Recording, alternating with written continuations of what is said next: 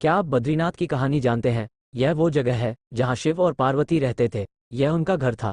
एक दिन नारायण यानी विष्णु के पास नारद गए और बोले, आप मानवता के लिए एक खराब मिसाल हैं। आप हर समय शेषनाग के ऊपर लेटे रहते हैं। आपकी पत्नी लक्ष्मी हमेशा आपकी सेवा में लगी रहती हैं और आपको लाड़ करती रहती हैं। इस ग्रह के अन्य प्राणियों के लिए आप अच्छी मिसाल नहीं बन पा रहे हैं। आपको सृष्टि के सभी जीवों के लिए कुछ अर्थपूर्ण कार्य करना चाहिए।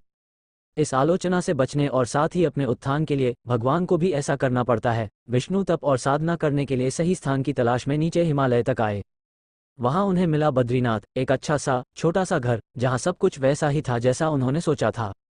साधना के लिए सबसे आदर्श जगह लगी उन्हें ये। वो उस घर के अंदर गए। घुसते ही उन्हें पता चल गया कि यह तो शिव का निवास है और वह तो बड़े खतरनाक व्यक्ति हैं। अगर उन्हें गुस्सा आ गया तो वह आपका ही नहीं खुद का भी गला काट सकते हैं। ऐसे में नारायण ने खुद को एक छोटे से बच्चे के रूप में बदल लिया और घर के सामने बैठ गए। उस वक्त शिव और पार्वती बाहर कहीं टहलने गए थे। जब वे घर वापस लौटे तो उन्होंने देखा कि एक छोटा सा बच्चा जोर जोर से रो रहा है।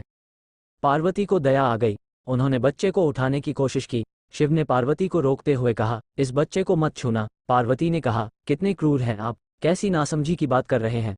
मैं तो इस बच्चे को उठाने जा रही हूँ। देखिए तो कैसे रो रहा है। शिव बोले, जो तुम देख रही हो उस पर भरोसा मत करो। मैं कह रहा हूं ना, इस बच्चे को मत उठाओ।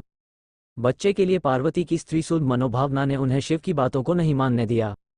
उन्होंने कहा, आप कुछ भी कहें, मुझे कोई फर्क नहीं पड़ता।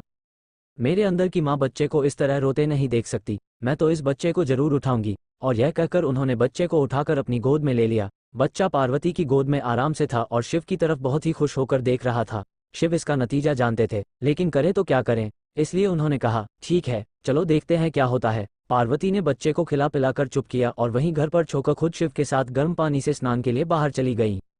वहां पर गर्म पानी के कुंड हैं। उसी कुंड पर स्नान के लिए शिव पार्वती चले गए। लौटकर आए तो देखा कि घर अंदर से बंद था। शिव तो जानते ही थे कि अब खेल शुरू हो गया है। पार्वती हैरान थी कि आखिर दरवाजा किसने बंद किया। शिव बोले, मैंने कहा था ना, इस बच्चे को मत उठाना। तुम बच्चे को घर के अंदर लाई और अब उसने अंदर से दरवाजा बंद कर लिया है। पार्वती ने कहा, अब हम क्या करें। शिव के पास दो विकल्प थे। एक, जो भी उनके सामने है उसे जलाकर भस्म कर दें, और दूसरा, वे वहां से चले जाएं और कोई और रास्ता ढूंढ लें। उन्होंने कहा, चलो कहीं और चलते हैं, क्योंकि यह तो तुम्हारा प्यारा बच्चा है, इसलिए मैं इसे छू भी नहीं सकता। मैं अब कुछ नहीं कर सकता। चलो कहीं और चलते हैं। इस तरह शिव और पार्वती को अवैध तरीके से वहां से निष्कासित कर दिया गया। वे दूसरी जगह तलाश करने के लिए पैदल ही निकल पड़े। दरअसल बद्रीनाथ और केदारनाथ के बीच, एक चोटी से दूसरी चोटी के बीच सिर्फ 10 किलोमीटर की दूरी है। आखिर में वह केदार में बस गए और इस तरह शिव ने अपना खुद का घर खो दिया। आप पूछ सकते हैं कि क्या वह इस बात को जानते थे। आप कई बातों को जानते हैं, लेकिन फिर भी आप उन बातों को अनदेखा कर उन्हें होने देते हैं।